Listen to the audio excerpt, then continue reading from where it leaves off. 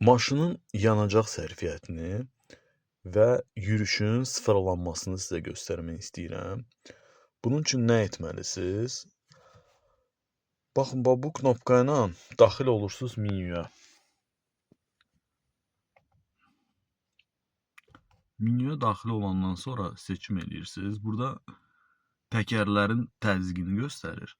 Sizə ancaq lazım olan yürüşdür. Burada bunu seçəndən sonra bir dəfə OK basırsınız və bunu təsdiq edirsiniz. Yenə də OK düyməsi ilə. Gördüyünüz kimi bu məlumat sıfırlanır.